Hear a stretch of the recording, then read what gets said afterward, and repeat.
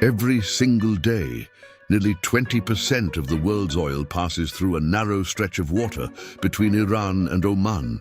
This strategic passage is called the Strait of Hormuz.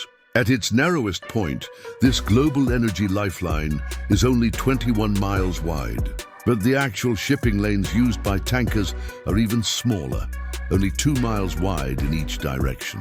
Despite its small size, this corridor carries tens of millions of barrels of oil every day to countries all around the world. Which means one simple thing: if something disrupts the Strait of Hormuz, the entire global economy feels the impact almost immediately. That is why this waterway is considered one of the most important energy choke points on Earth. But in recent years, tensions in this region have reminded the world just how fragile this route really is. Military warships regularly patrol the waters. Insurance costs for oil tankers suddenly surge, and shipping companies quietly prepare backup plans in case something goes wrong.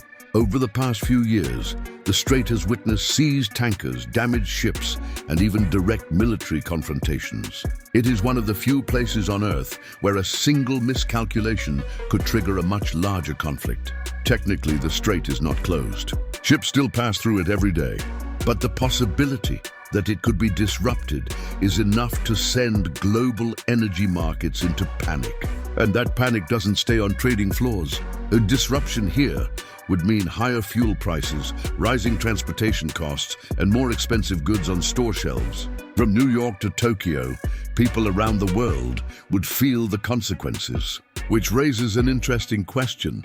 What if ships didn't have to pass through the Strait of Hormuz at all? For decades, engineers and strategists have discussed a bold idea: a massive canal through Oman's Musandam Peninsula that would allow ships to bypass the strait entirely. On paper, it sounds like the perfect solution, but reality is rarely that simple. To understand this canal idea, you first need to understand the geography of the region. The Persian Gulf is home to some of the largest oil producers in the world. Countries like Saudi Arabia, Iraq, Kuwait, Qatar, and the United Arab Emirates produce massive amounts of oil that power the global economy. And almost every tanker leaving these countries must pass through a single exit, the Strait of Hormuz. Roughly 20 million barrels of oil move through this corridor every single day. That's about 1/5 of global oil consumption. Few places on Earth carry this level of economic importance. Some countries have tried to reduce their dependence on the strait. Saudi Arabia built pipelines that transport oil across the Arabian Peninsula to ports on the Red Sea. The United Arab Emirates built a pipeline connecting its oil fields directly to the port of Fujairah, which lies outside the Strait of Hormuz. But even combined, these pipelines can only carry a fraction of the oil that normally travels by tanker. For the rest of the world's energy supply, ships remain essential, which means the global economy still depends heavily on this narrow gateway. And that dependency makes engineers uncomfortable because choke points concentrate risk. Now look at the map again. At the northern tip of Oman lies a rugged piece of land called the Musandam Peninsula. It stretches into the Strait of Hormuz like a natural fortress made of mountains. But here's the interesting part. In several places, the distance between the Persian Gulf and the Gulf of Oman is surprisingly short. Only a few dozen miles of land separate the two bodies of water, which raises an obvious idea. Why not dig a canal straight through the peninsula? Ships leaving the Persian Gulf could bypass the Strait of Hormuz entirely and sail directly into the open ocean. On a flat map, the idea looks brilliant, but the terrain tells a very different story. The Musandam Peninsula is not a flat desert.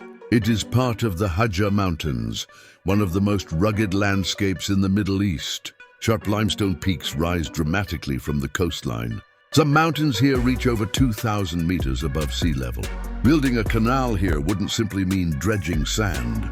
It would mean cutting through entire mountains, and the canal itself would have to be enormous. Modern oil tankers, known as very large crude carriers, are among the largest ships ever built. To allow these giant ships to pass safely, the canal would need to be extremely deep, wide, and stable.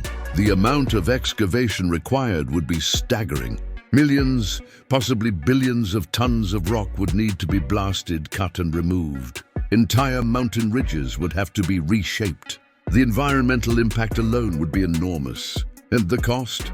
Experts believe it could reach hundreds of billions of dollars. To put that into perspective, the massive expansion of the Panama Canal cost about $5 billion.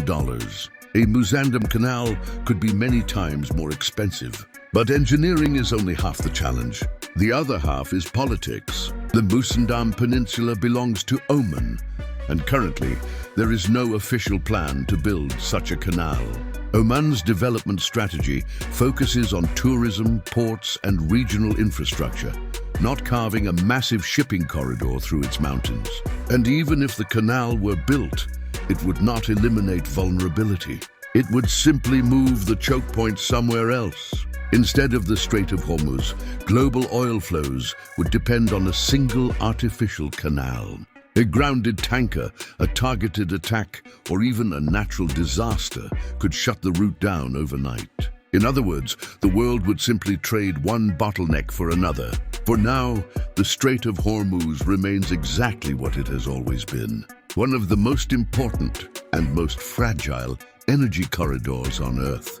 And as long as the world depends on oil, the idea of a canal through Musandam will continue to capture the imagination of engineers, strategists, and anyone wondering just how fragile the global trade system really is.